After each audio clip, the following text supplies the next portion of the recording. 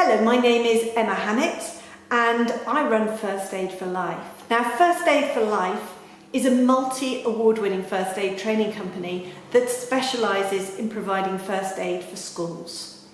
We provide the mandatory training for teachers, and we have also been teaching in schools for many years now.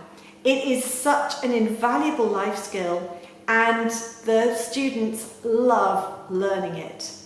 They're able to use it to look after themselves. It helps them be more risk aware, and they can help their friends, particularly as they get older and they are more independent, and they are also taking more risks. So learning first aid most definitely makes them more risk aware, not sort of wrapping them in cotton wool, but actually they understand that things can happen without scaring them, and that it's really important that they know what to do in an emergency. So we help them to understand how to prioritise in an emergency.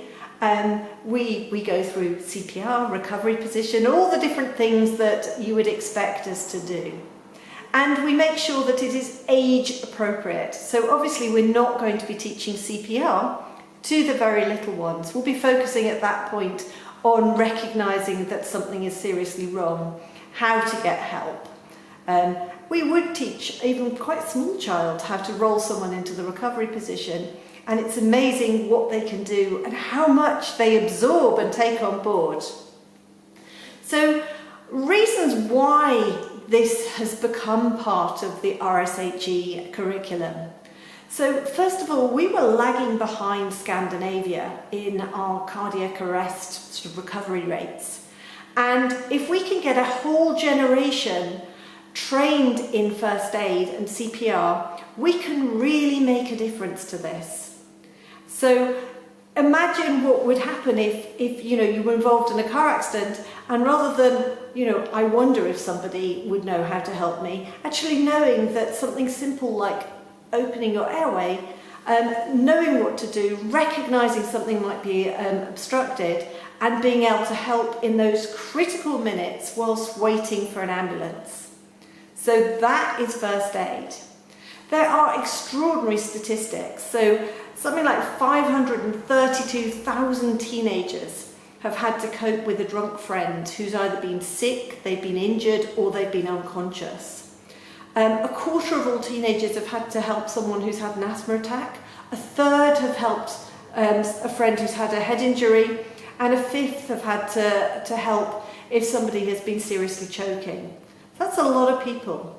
There are also a lot of young people admitted to hospital, and a lot of those are avoidable and preventable accidents. So teaching first aid in schools is really important for everyone to be doing in order to reduce the pressure on the health service, to prevent these vital accidents, and to empower young people with the skills to keep themselves and their friends safe, and they could come to your rescue too. So that is why this has been added to the curriculum, and the most important thing is the children and the young people really love learning it, and it is fun to teach as well. So, don't feel overwhelmed by it. We have a wealth of free resources that we can help with, and if you want us to, we can come and train in your school as well. So we'd be delighted to do that. Or we could do a blend of the two and work with you so that we support you in teaching your pupils in school, and we come in with our kit and do the practical elements at the time, at the end. So we've got worksheets, we've got PowerPoints, we've got free printouts and resources, and we've got some short online courses that the children can do with you, and then we can work together to give them the very best first aid training experience that is available.